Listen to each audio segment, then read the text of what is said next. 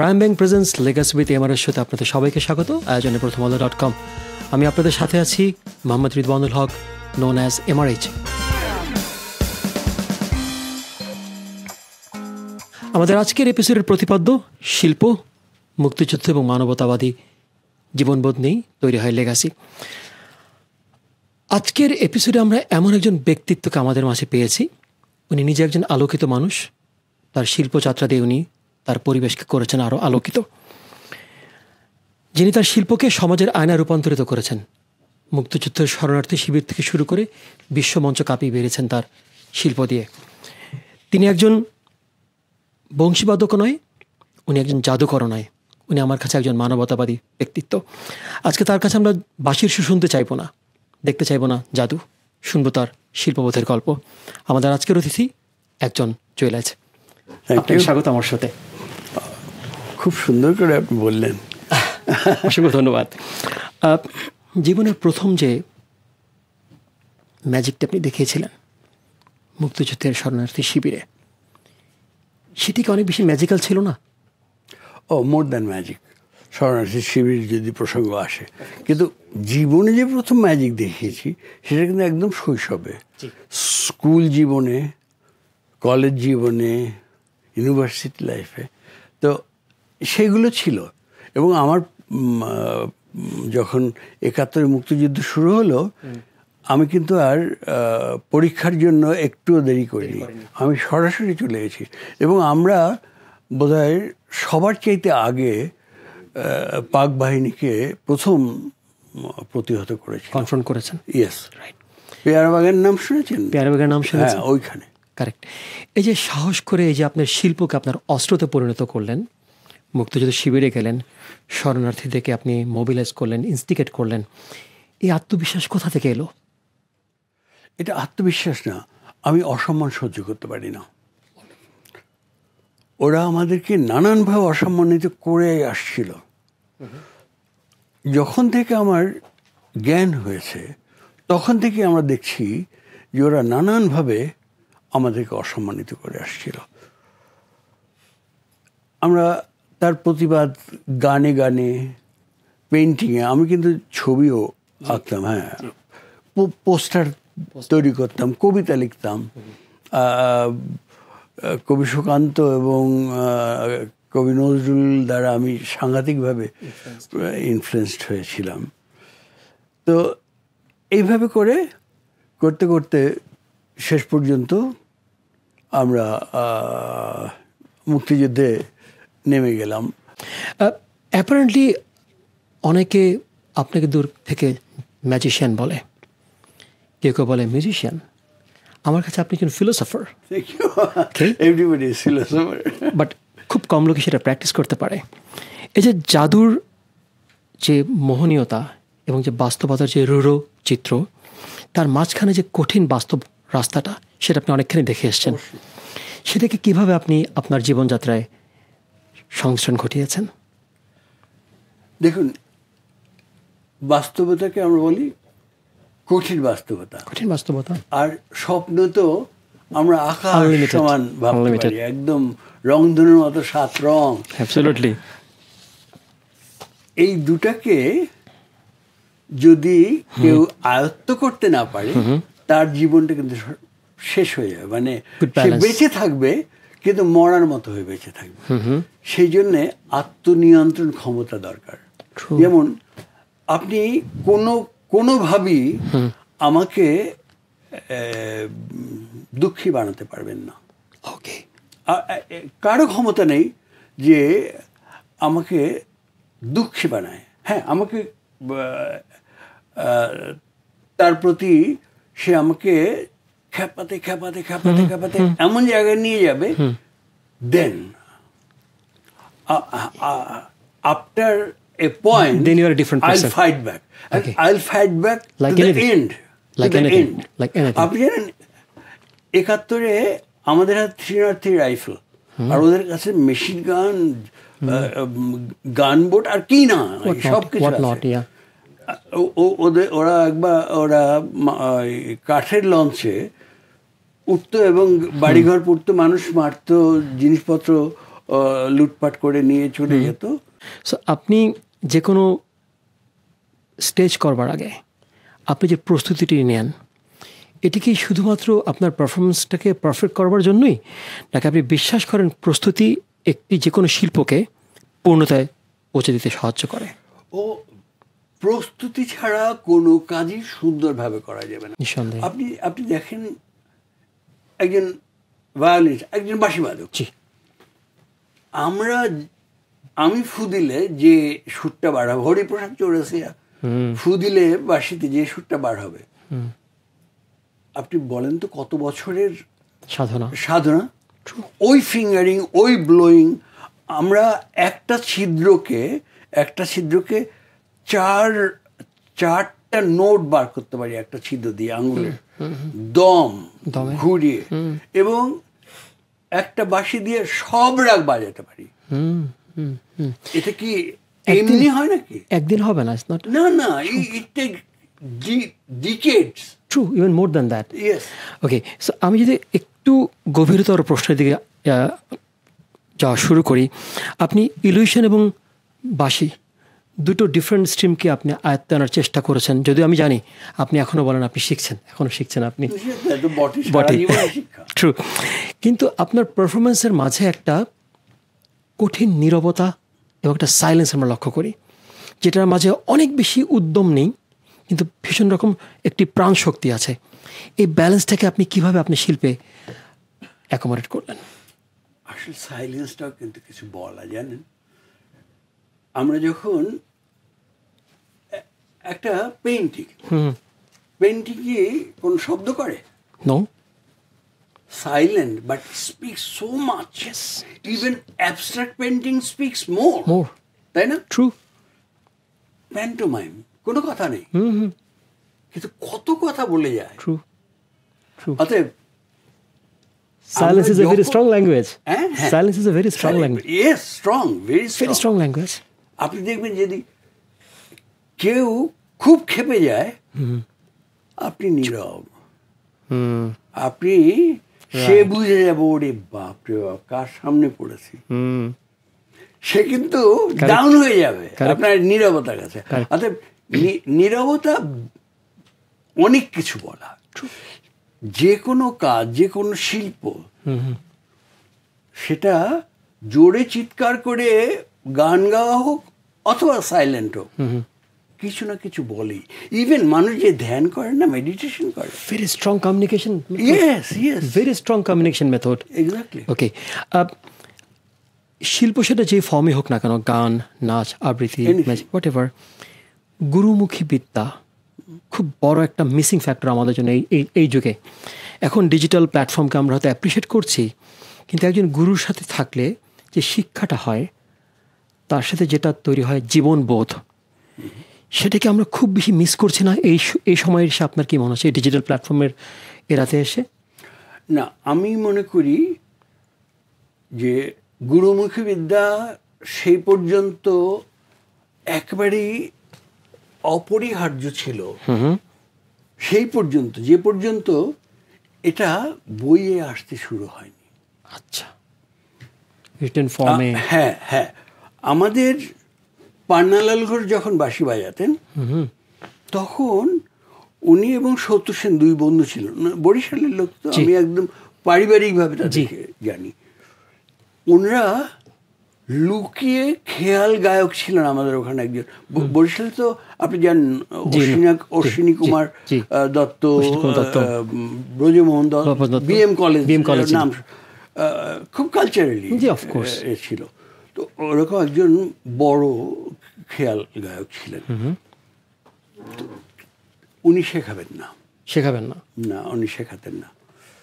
শুধুমাত্র তার পছন্দের, উনি যাকে চুজ করবেন সে এসে শিখবে। তখন এই পান্নালাল ঘোষ এবং সত্য সেন দুজন ধান ক্ষেতের মধ্যে থেকে 7-8 দিয়ে ক্রলিং করে তার বাড়ির পেছনে গিয়ে শুনতেন। উনি যতক্ষণ রেওয়াজ করতেন, তার ছাত্রদেরকে শেখাতেন। C the dedication. তারপরে তো সেই পর্যন্ত একটা গুরুমুখী ছিল, কিন্তু তারপরে যখন বইয়ে আসতে শুরু করলো তখন তো যে কোনো রাগ, সেই রাগটার যে কেউ access ফর্ম করতে কি, পারছে। কয়টা ঠাট বার হলো, হ্যাঁ। তারপরে সেই ঠাটের কি কি রাগ হতে পারে, এবং নতুন নতুন রাগ। আমাদের এই কাজী নজরুল ইসলাম কতগুলো রাগ আবিষ্কার করেছে। অর্থাৎ জ্ঞান তৈরি হওয়ার পরে নিজেই, যেমন আমি একটা রাগই আমি বিভিন্ন ইমোশনে নিতে পারি, সেম রাগ আমি সেম নোট করবো, কিন্তু ফর্মটা চেঞ্জ করে দেবো। অতএব এখন আর গুরুমুখী দরকার নেই, ওটা বইয়ে আসছে। বইয়ের পরে তারপরে তো আমাদের রেকর্ডেড ভার্সন চলে এসে গেছে। right. আজকাল তো গুগলকে জিজ্ঞেস করলে সে সরগম ChatGPT, AI তো you can get everything. Fine. So now let me take over from you. যখন আমরা ডিজিটাল প্ল্যাটফর্মে ম্যাজিকের মতো একটা অতি সুন্দর একটা জিনিস দেখতে পাই, এই ডিজিটাল প্ল্যাটফর্মে যখন আমরা কোনো ম্যাজিক দেখি, তখন কি ম্যাজিকের আবেদনটা কোথাও কমে যাচ্ছে, নাকি মানুষের বিশ্বের জায়গাটা অনেকখানি পরিবর্তিত হয়ে যাচ্ছে because of the digital platform? Apparently মনে হচ্ছে যে ম্যাজিক পড়ে যাচ্ছে, কারণ যারা স্ক্রিনে দেখছে তারা দেখছে যে ওরে বাপরে, এই সমস্ত এর সঙ্গে তো এই আমরা যাদেরকে দেখেছি টেলিভিশনে তাদের চিতে এখন এরা অনেক ভালো করছে, কিন্তু এরা যে আর্টিফিশিয়াল ইন্টেলিজেন্স ইউজ করছে, এআই, সেটা হয়তো অনেকে ধরে ফেলছে এবং অনেকে এখনো ধরতে পারেনি। যার ফলে কি হয়েছে, আমেরিকার সবচেয়ে বেশি পারফরমেন্স হয়, লাইভ পারফরমেন্স হয়, ভ্যারাইটিজ লাইভ পারফরমেন্স হয় লাস ভেগাসে, নেভাডায়। লাস ভেগাসে যে শোগুলো, সেগুলো আগে ওই টিকিট কাউন্টারে গিয়ে টিকিট পাওয়া যেত।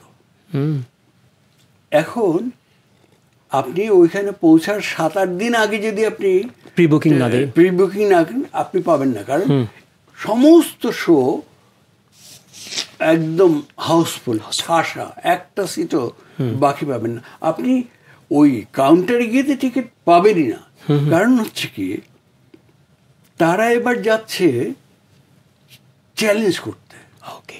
আমরা দেখেছি, তুমি কি করবে এটা, হ্যাঁ, তো যায় এবং গিয়ে দেখে যে আরে আমাদের চোখের সামনে করছে। যাচ্ছে যারা, তারা তো ইন্টেলিজেন্ট লোক, তারা এআই জানে, এআই দিয়ে যা করছে, আমাদের চোখের সামনে যা দেখাচ্ছে, আমরা নিজ চোখে দেখছি, এটা তো আরো বিস্ময়কর। অতএব তারা আরো বেশি মুগ্ধ হয়, গিয়ে বলে, আর নিজ মুখে যখন বলে তখন তার বন্ধুরা সেটাকে আরো বেশি বিশ্বাস করে, আর ইম্প্রোভাইজ করে, আরো ফিরে আসে। কারেক্ট। একটি টেকনিক্যাল ইস্যু, আপনি একসময় পালস স্টপিংয়ের মতো ইলিউশন বন্ধ করেছিলেন, কারণ এটা দর্শকদেরকে একটু আতঙ্কিত করে, হয়তো তারা একটা অস্বস্তি বোধ করে। কিন্তু এখন আমাদের যে শক ড্রিভেন, যে আমাদের টু সাম এক্সটেন্ট আমাদের যে দুনিয়া, সেখানে দায়িত্বশীল শিল্প বলতে আপনি কি মিন করেন? আচ্ছা, এই পালস স্টপিং ব্যাপারটা একটু আমার বলা দরকার। জি প্লিজ। এই পালস স্টপিং ম্যাজিকটা আমাকে সারা দেশে সাংঘাতিকভাবে করেছিল, আকর্ষণ করেছিল। পালস ম্যাজিকটা একটু দর্শকের জন্য, জি প্লিজ। একজনকে স্টেজে ডাকা হলো, তার নাম পরিচয় সব জানা হলো মাইকে, তাকে একটা চেয়ারে বসানো হলো, এবার ডাক্তার, সার্জন, এক্সপার্ট যারা, তাদেরকে মঞ্চে ডাকা হলো। তারা দেখলো যে তার পালস ঠিক আছে, সে ঠিক মতো কথা বলছে, জিভটা পরিষ্কার হা করে দেখানো। তারপরে দুজন ডাক্তার তার পালস ধরছে, আমি হিপনোটাইজ করে তাকে স্থির করে ফেললাম, পালস তখনও চলছে। আমি বললাম, তোমার ডান হাতের স্পন্দন আস্তে আস্তে থেমে যাচ্ছে। দেখা গেল আগে যে গতিতে পালস চলতো স্লো হতে হতে নাই হয়ে গেল ফ্ল্যাট। ডাক্তার তো অস্থির হয়ে গেল। সে অন্য পাশের ডাক্তারকে জিজ্ঞেস করছে, সে বলে আছে, আচ্ছা, আর এই বলছে নেই নেই। এই তারপরে আমি বলি, এবার তোমার বাঁ হাতের পালস চলে যাচ্ছে, আস্তে আস্তে আস্তে, নাই। এবার দুজন হয়ে গেল, এজন ওপারে যাচ্ছে, এজন ওপারে যাচ্ছে। কখনো কখনো 3-4 জন ডাক্তারও আসতেন, সার্জনরা আসতেন। তো এই খবর তারপরে কি করতাম, যে তোমার মাথা থেকে সমস্ত রক্ত গলার নিচে চলে যাচ্ছে, এবার মুখটা ফ্যাকাশে হয়ে যেত, এবার তোমার জিভটা বেরিয়ে আসছে, আস্তে আস্তে তার জিভটা বেরিয়ে আসছে ফ্যাকাশে, একটু আগে লাল টকটকে, মানে সাধারণ কমলা রঙের যে জিভটা থাকে। এবার ফরসেপ দিলাম সার্জনের হাতে এবং সার্জিক্যাল নাইফ দিয়ে দিলাম, কাটি। এখন সে সংশয় করছে। আমি বললাম, সব দায়িত্ব আমার, ডু ইট। আর আমাকে তো এদিকটাও রক্ষা করতে হচ্ছে। সে নর্মালি কাটতে চায় না। আমি তার হাত ধরে জিভের একটা অংশ কেটে দিলাম, আর দর্শক না অস্থির হয়ে যায়। হ্যাঁ, তারপরে আমি, এবার আপনি কাটুন। সে কাঁপতে কাঁপতে, একটা জীবিত মানুষ, ন্যাচারালি, হ্যাঁ, তারপরে পুরো জিভটা কাটলো। এবার অন্য ডাক্তারদের হাতে ফরসেপে তো লক করা দেখলো, এবং সবাই দেখে যখন নিশ্চিত হলো যে হ্যাঁ এটাই সেই ওর কাটা, আর এক অংশ তার জিভের বাকি অংশটা রয়ে গেছে। তারপরে ওই জিভটা ওই জিভটার সঙ্গে লাগানো হলো। এবারে আমি বললাম, তোমার রক্ত মুখমণ্ডলে মাথায় ফিরে আসছে। দেখা গেল জিভটা আস্তে আস্তে আস্তে আস্তে আস্তে আস্তে আগের মতো গোলাপ ফিরে আসছে, তোমার হৃদস্পন্দন ফিরে আসছে। দেখা গেল পালস আবার আস্তে আস্তে আস্তে আস্তে আস্তে রেগুলার। আর ডাক্তার না, চোখ খোলো, চোখ খুললো, তোমার নাম কি? আবার ঠিক তার স্মৃতি ফিরে এসছে, আগের মতো নর্মাল কথা বলছে। এখন যত ডাক্তাররা, দর্শক, সার্জন এসেছিলেন, তারা অস্থির, মানে তারা পাগলের মতো হয়ে গেছে। ইতিমধ্যে কি হয়েছে, ওই দর্শকরা ওই যখন জিভ কাটা ওই রকম দেখতো আর ডাক্তারদের অস্থিরতা দেখতো, তখন টপাটপ টপাটপ পড়ে যেত। এবং কখনো কখনো এরকম হয়েছে যে 4 জন, 5 জন, 8 জন, 10 জন পড়ে গেছে হলের মধ্যে। ধরেন 2-3 হাজার দর্শকের মধ্যে 10 জন পড়ে গেছে। এইটা যখন বাইরে এরা গিয়েই বলতো, তখন এইটা একেবারে ঝড়ের বেগে চারিদিকে প্রচার হয়ে যেত। তখন আগে এক্সিবিশন হতো, এক্সিবিশন প্যান্ডেলে শো করতাম, কারণ এইরকম অডিটোরিয়াম ছিল না। এখনো বাইরে ভালো অডিটোরিয়াম নেই। তো ওই এক্সিবিশন বড় বড় প্যান্ডেল করে করতাম। তো পাশের জেলাগুলো থেকেও লোক আসতে শুরু করলো। একবার কি হলো, রংপুরে শো করছি, ওই একই ঘটনা। এটা বছর 40 আগে, 30 অ্যারাউন্ড দ্যাট। আমি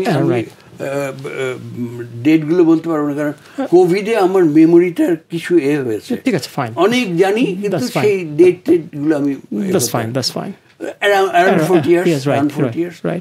তো ওই রকম কয়েকজন ডাক্তার, একজন সার্জন, এবং ওইখানকার সবচেয়ে যিনি বড় পালোয়ান, সবাইকে বডি বিল্ডিং শেখায়, স্পোর্টস শেখায়, সেই ভদ্রলোক উঠে এসছেন। সবার চেয়ে তো উঁচু এইরকম বডি। উনি যখন ওঠেন, যখন দর্শকের মধ্যে থেকে রোর উঠেছে, কারণ উনি এটাকে একটা চ্যালেঞ্জ হিসেবে নিয়েছেন, কারণ এটা হতে পারে না। রাইট। তো ডাক্তাররা তো সামনের দিকে, আর উনি উঁচু যেহেতু উনি মাথার উপর থেকে তাকিয়ে দেখছেন। ওকে। আমি একই রকম করছি। যখন পালস বন্ধ হয়ে গেল, তারপরে সার্জন একটা অংশ কেটে ফেলেছে জিভের। আমি কানে শুনছি মোটা গলায় বলছে ধর। আমি বুঝতে পারছি না কি। আমাকে ধর। ওকে। তারপরে যখন পুরো কেটে ফেললাম জিপটার পুরোটা কেটে ফেললাম, তখন ধপাস করে পেছনে একটা শব্দ হলো, বিরাট শব্দ। আমি তখনও জানি না ব্যাপারটা কি। তারপরে আবার জিভ জোড়া হলো, পালস ফিরে এলো, সে স্বাভাবিক হলো এবং সে কথা বলল। কিন্তু পিছে যে পড়ে গেছে সেটা শেষ চিত হয়ে আছে, ওকে, অজ্ঞান। ব্যাপারটা কি, সেই যে বডি বিল্ডার পালোয়ান উনি, হ্যাঁ সেই পালোয়ান চিত হয়ে পড়ে আছে। তারপরে অনেক কয়জন এসে ওনাকে দেখুন, he was very respected in that area. তো তাকে পাজা খুলে নিয়ে সবাই বেরিয়ে গেলেন। আমি শো শেষ করলাম এবং আমার টিমকে বললাম যে এই ম্যাজিকটা আজকে থেকে শেষ। ওকে। কারণ যে ম্যাজিক এত লোককে ডেকে আনে, কিন্তু কিছু কিছু মানুষ, এমনকি অত বড় পালোয়ানকে যদি অজ্ঞান করে ফেলতে পারে, তাহলে এতটা বেশি তার মানে একজন শিল্পীকে সংবেদনশীল হতে হয়। অবশ্যই সংবেদনশীল না হলে সে ভালো শিল্পী হতে পারবে না। কারেক্ট। আমি যদি আরেকটু সামনে এগোতে চাই, আপনি অনেক চ্যারিটি শো করেছেন, বিনামূল্যে পথশিশুদের জন্য আপনি কাজ করেছেন। On the other hand, you are one of the most respected magician in the history of Bangladesh, thankfully. এই যে চ্যারিটি আর এই যে আপনার প্রফেশনালিজম, এই দুটোকে কীভাবে আপনি ব্যালেন্স করেছেন? It's very simple, it's very simple. আপনার যে মধ্যে যদি হৃদয় থাকে, তাহলে যে হৃদয় জীবন দেওয়ার জন্য, আমি যে পাক মিলিটারির সঙ্গে ওরা ট্রেন্ড, ওরা ইকুইপড, এবং আমি বাড়ি থেকে পালিয়ে চলে গেছি মাকেও না বলে। তো সেই মানুষটার হৃদয় তো থাকতেই হবে। হ্যাঁ, যা যে দুস্থ অবস্থায় আছে, যে বিপদে আছে, তার জন্য কাঁদবে। হ্যাঁ, যখনই প্রয়োজন হয়েছে, ধরুন চিটাগাং লায়ন্স আই হসপিটাল যেটা হয়েছে,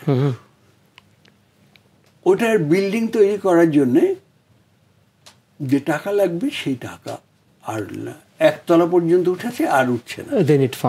ওরা আমি চলে গেলাম সেখানে, ওরা আমাকে ভালো হোটেলে রাখবে। আমি বললাম, দেখুন আসছি আমি চ্যারিটি করতে, আপনাদের টাকার যত তত ভালো। থাকবেন কোথায়? বললাম, আপনাদের একটা ফ্লোর তো আছে, ওইখানে আমাদেরকে পার্টি মিশিয়ে দেন, ওইখানে থাকবো। বলেন কি? শুধু কেউ যেন রাত্রে ধাক্কাধাক্কি না করে, আমি ঘুমাতে পারি। বলেন না, পর্দাও নাই, জানালায় পর্দা নাই। আমি বললাম তাও হবে, কিন্তু তারা পর্দা লাগিয়ে দিয়েছে ওর পরে। আমরা ওরকম করলাম, দিন সাথে শো করলাম। তো ওনাদের সঙ্গে কথা ছিল যে আমাদের ট্রান্সপোর্টেশন এবং থাকা খাওয়ার যে ব্যবস্থাটা, এটা ওনারা করবেন। তো আমি যেদিন বিদায় নেব ওনাদের কাছ থেকে, দেখেছি গণ্যমান্য ব্যক্তিরা সব ওখানে উপস্থিত, এবং এক ভদ্রলোকের কথা আমার খুব বলতে ইচ্ছে হচ্ছে। উনি ডক্টর কামাল এ খান, উনি চিটাগাং পোর্ট ট্রাস্টের চিফ মেডিকেল অফিসার ছিলেন। উনি যে কি ভালোবাসতেন, একদম জানটা যেন খুলে দিতেন, এরকম করতেন। শিশু যেমন ভালোবাসে না, নিষ্পাপ নিষ্পাপ সেই রকম। কিন্তু উনিও ছিলেন। তারপরে যখন যাব, এক ভদ্রলোক একটা ব্যাগ নিয়ে আসলেন। ব্যাগটা বেশ ভারী। তারপরে আমার হাত দিয়ে বললেন যে আপনার জন্য কিছু উপহার। আচ্ছা। তা বললি একটু ব্যাগে করে কেন? বলে সামান্য কিছু, আপনার যেটা পছন্দ সেইটা আপনি নিয়ে নিয়েন, আপনার গ্রুপ আছে। ওমা, চেইন খুলে দেখি ওটা ভরা। সেই সময়কার সবচেয়ে হাইয়েস্ট কি 1000 টাকার নোট ছিল, 100 টাকার নোট, আমার এই মুহূর্তে মনে নাই, কিন্তু ঠাসা টাকার বান্ডল, আনবিলিভেবল। আমি বলি এটা কি, এটা তো কথা না, কথা না। তারপরে বললেন না, আমরা যেটা এক্সপেক্ট করেছিলাম তার থেকে অনেক বেশি পেয়েছি। এইটা দেওয়ার পরেও আমাদের যেটা রেখে দিয়েছি সেটা আমাদের এক্সপেক্টেশন চাইতে বেশি। They were also very nice. They had been excellent. তারপরে যে তাদের সঙ্গে আমার বন্ডিংটা হলো সারা জীবন, এখনো আছে। Of course. এবং তখন আমি বললাম যে এইরকম তো মানুষ করে না, আমার এরকম হয়েছে। কুষ্টিয়াতে শো করেছি, শো শেষে যারা অর্গানাইজ করেছিল তারা সব পালিয়ে গেছে। আপনি চিন্তা করে হ্যাঁ। এখন ওই যে ইয়েতে ছিলাম, বাংলাতে ছিলাম, সেই বাংলার লোকজন আসছে, আমাদের খাবার খরচ এই হয়েছে, তারপরে ইত্যাদি সবাই চলে আসছে আমাকে। আমরা কি করবো এই বিপদে? অবশ্য লোক এগিয়ে এসেছিল আমাদেরকে আবার হেল্প করার জন্য, ওরা পালিয়ে গেল, ভালো লোক তো আছে। তো আমি বললাম যে আচ্ছা ঠিক আছে, আমি অ্যাকসেপ্ট করলাম। আর অত গণ্যমান্য ব্যক্তি, আমি বললাম আপনাদের ওই আছে না, ডোনেশন রিসিট আছে না, ওইটা নিয়ে আসেন। তারপরে বলে কেন? আমি কিছু ডোনেশন করবো। তারপরে ডোনেশন বুক নিয়ে আসি। তারপরে আমি জিজ্ঞেস করলাম এর মধ্যে কত টাকা আছে। এখন তারা মুখ খুলছে না। তো যিনি ডোনেশন বই নিয়ে আসছেন উনি হচ্ছেন অ্যাকাউন্টেন্ট। আচ্ছা। ওনাকে জিজ্ঞেস করলাম, ভাই আপনি তো জানেন কত আছে এখানে। আচ্ছা, আমি বললাম সে যে অ্যামাউন্টটা বলেছে আমি টোটাল অ্যামাউন্টটা ওইখানে লিখে আমার স্বাক্ষর করে দিলাম। তারা না স্তম্ভিত হয়ে গেছে, বলে যে এটা হয় কি করে? আমি বললাম আপনারা যদি আমার ইকুইপমেন্টের ট্রাক ভাড়া এবং ঢাকা যাওয়ার ব্যবস্থা করে দেন, আমি যে ভালোবাসাটা আপনাদের পেয়েছি টাকা দিয়ে কেনা যাবে না, এটা আমি সারা জীবন রাখতে চাই। তখন ওনারা বললেন, ওনাদের ডোনার বোর্ড আছে, সঙ্গে সঙ্গে অর্ডার করলেন এই ডোনার বোর্ডটা আবার নতুন করে করতে হয়, মুছে। হ্যাঁ, ওটা ব্ল্যাক কালার ছিল। 1 নম্বরে নামটা হবে, এখনো বোধ হয় আমার নাম, তারপরে হবে না, সিরিয়ালগুলো চেঞ্জ হয় 1 নম্বর। এবং তারপর অবশ্যই ওনারা আমার আসার ব্যবস্থাটা সব করেছেন, এবং কিভাবে যে যত্ন করেছেন সেই সময় করেছেন, তারপরের বার প্রত্যেকবার। এবং অন্যরা যখন চিটাং প্রত্যেক বছরই 2-1 বার আমার যাওয়া হতো, এবং এরা সব সময় আমি গেলে পরে এরা ওই পোস্টার পড়তো, আমি কোথায় নামবো সেই খোঁজ নিয়ে সেইখানে তারা ফুলের তোড়া নিয়ে, নর্মালি প্লেনেই আমরা যাতায়াত করতাম পরের দিকে, ওই এয়ারপোর্টের সবচেয়ে বড় ফুলের তোড়াটা থাকতো ডক্টর কামাল খানের হাতে। অবিশ্বাস্য। ফাইন। এই যে চ্যারিটি থেকে শুরু করে বিশ্ব নেতাদের সামনে আপনি পারফর্ম করেছেন, বহু দেশের বহু রাষ্ট্রনায়কের সামনে আপনি চমক দেখিয়ে দিয়েছেন। কোনটি বেশি আপনার কাছে ইম্পর্ট্যান্ট, বৃহৎ মঞ্চ নাকি বিশ্বত মুখ? আসলে মঞ্চ তো ব্যাপার না, ব্যাপারটা হচ্ছে ওই বিস্মিত এবং মুগ্ধ। আমি কিন্তু শুধু বিস্ময়ে তৃপ্ত নই। আচ্ছা, আমি মুগ্ধ মুখ দেখতে আমার ভালো লাগে। মঞ্চেও পাই এবং সামনাসামনি তো পাই। এবং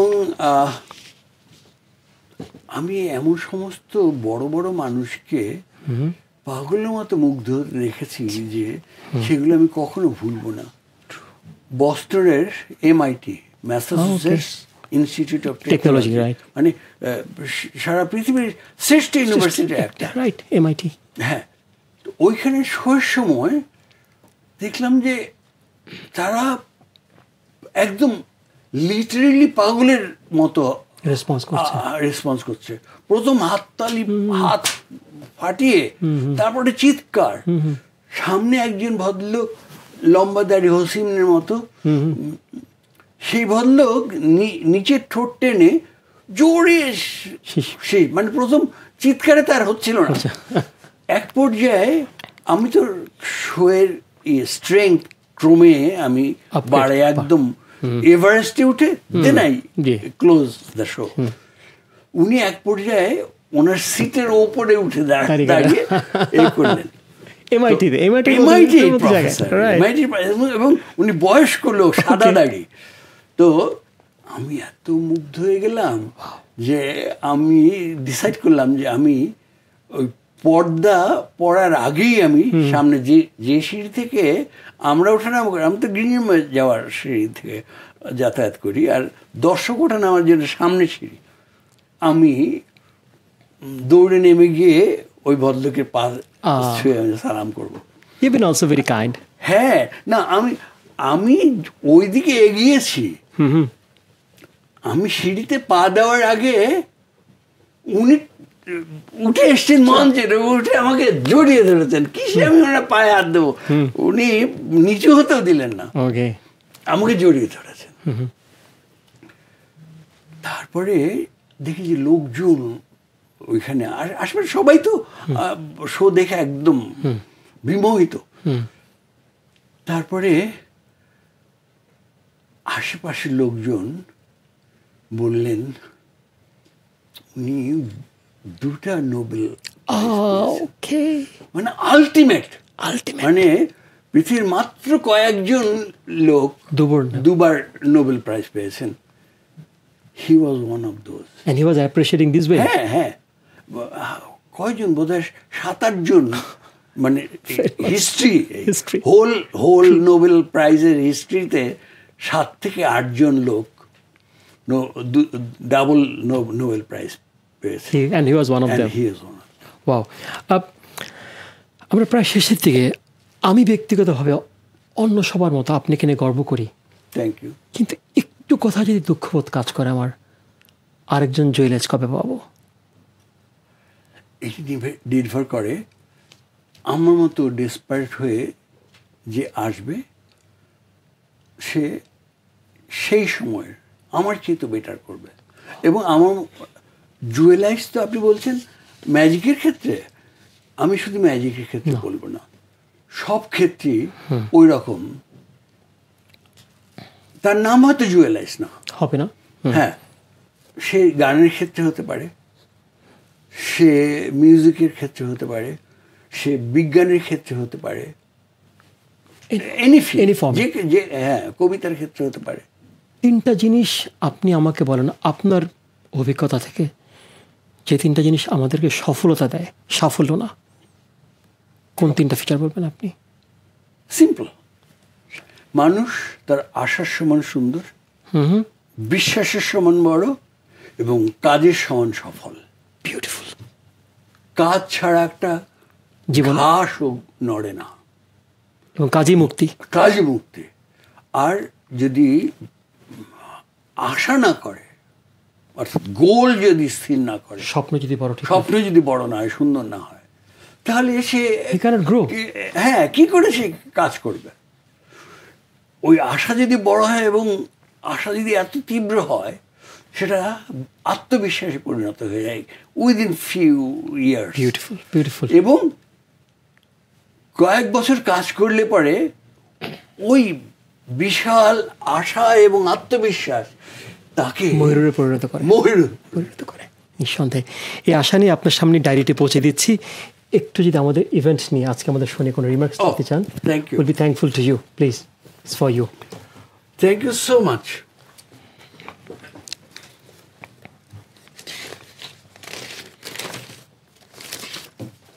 অনেক পৃষ্ঠা না? এর আগে অনেক গেস্টরা লিখে গেছেন তাদের মূল্যবান মতামত।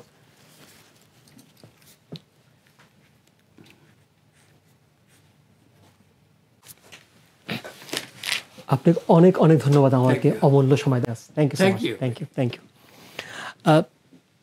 যে বোধটি আমরা আজকে বুঝতে পারছি সেটা হচ্ছে শিল্পের সাথে যখন মানবতা যোগ হয় সেটি তখন পারফরমেন্স থাকে না, সেটি একটি উদ্দেশ্যে পরিণত হয়। জুয়েলার্সের যাত্রা প্রমাণ করে লেগাসি শুধু জাদুতে নয়, মানবতায় তৈরি হয়। সবাইকে অসংখ্য ধন্যবাদ।